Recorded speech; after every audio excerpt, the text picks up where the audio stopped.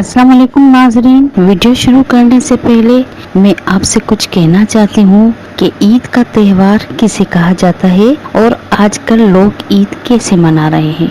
हम मुसलमान हैं, कुछ फराइज हमारे ऊपर बनते हैं। चलते हैं हम आज की वीडियो की तरफ। माह मुकद्दस रमजानुल मुबारक तेजी से इख्तिताम की जानब गामजन है और ईद उल फितर की आमद है। लोग धड़ाधड़ ईद की तैयारियों में मसरूफ है।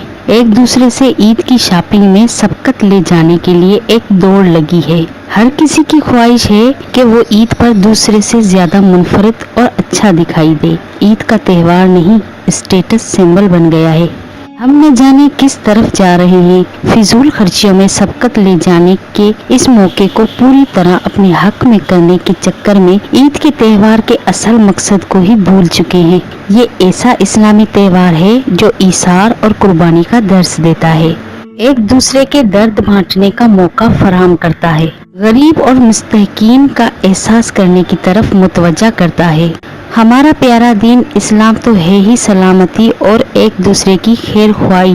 फिर क्यों हम दिखावे और रियाकारी के दौर में अंधों की तरह बिना सोचे समझे भागे जा रहे हैं। इंसान और हैवान में फर्क ही ये है कि खाया पिया और सो गए या ज्यादा से ज्यादा बच्चे पाल लिए, जबकि अल्लाह ताला ने इंसान को अशरफुल मखलूकात बनाया है, अपना नायब बनाया है ताकि वो इंसानियत के काम आए, एक दूसरे का दर्द महसूस करे, अपने दूसरे भाई की खैर ख्वाही करे, उसका एहसास करे।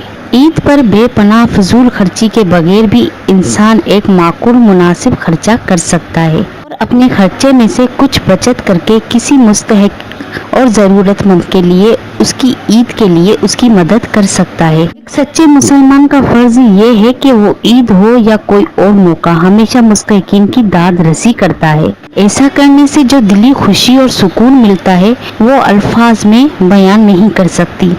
इसलिए ए बंदाए मुस्लिम, तू ऐसा करके देख, किसी के काम आकर तो देख कि किसी को अपनी खुशी में शामिल करके तुझे कैसे अपने तमाम दुख दर्द दूर होते महसूस ना हो तो कहना।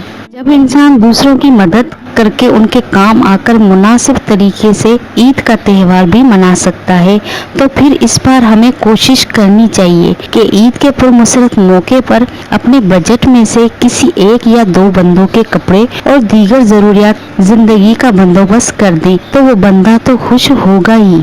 आसमान पर बैठा हमारा मालिक राज़िक खालिक हमारे इस अमल से हमें न जाने दुनिया और आखिरत में कितना नसीब करेगा। हमारे अमल में सिर्फ और सिर्फ खुशनुदी खुदा ही होना चाहिए। दिखावे के अमल से इज्तनाब ही बेहतर है, क्योंकि इस तरह दूसरे इंसान की इज्जत और नफ्स मजरूह होने का अंदेशा होता है।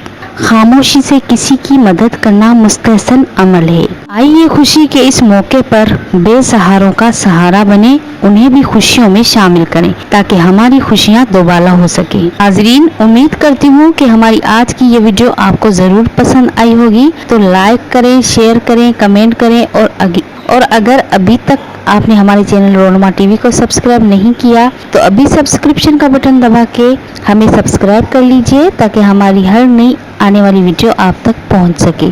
तो अब मैं आपसे इजाज़त चाहती हूँ। अल्लाह हाफिज़, फी अमानुल्लाह।